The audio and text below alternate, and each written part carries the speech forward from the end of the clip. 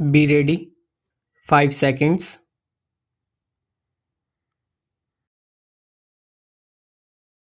Start. Halfway through the financial year, India's gross revenues from the goods and services tax stand at over rupees 9.92 lakh crore, marking an 11.1% increase over collections between April and September 2022.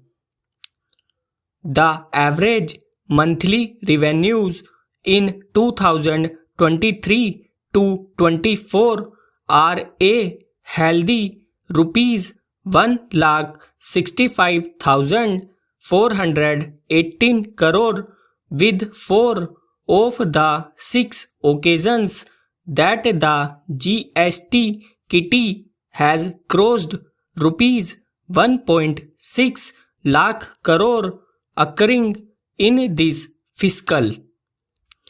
At almost rupees 1.63 lakh crore, September's GST collections were a tad below the average, but 2.3% over August's inflows that had marked a 3-month low.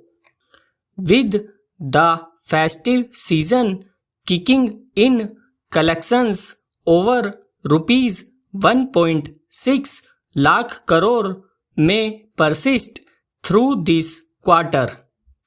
The government appears comfortably placed regarding GST revenues in the fiscal context, with room to spare for some moderation in inflows during the January to March 2024 quarter, when the central bank expects real GDP growth to slow to 5.7% from 7.8% in the first quarter. Beyond the macro resilience that these numbers indicate, a few areas of concern deserve closer scrutiny from policymakers and the GST Council, which convenes today. 1. There is a discernible slowdown in the growth of GST inflows, which dropped to 10.2% in September, the slowest uptick since July 2021.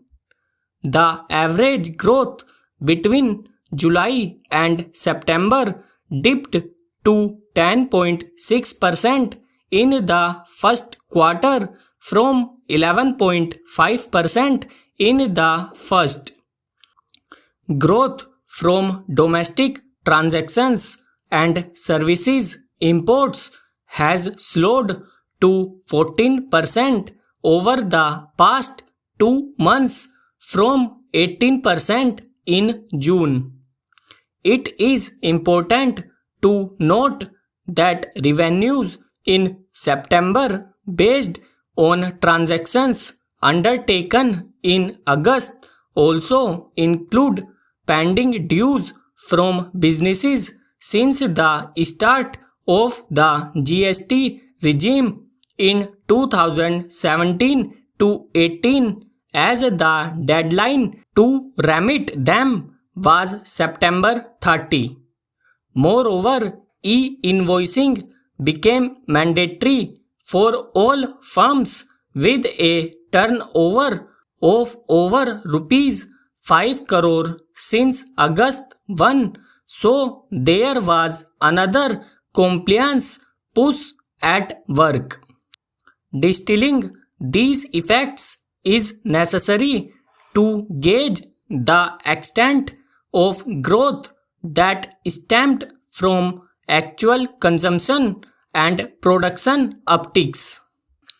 That a record 9.34 crore e-way bills generated during August did not translate into the highest ever revenues may suggest that transaction sizes have shrunk.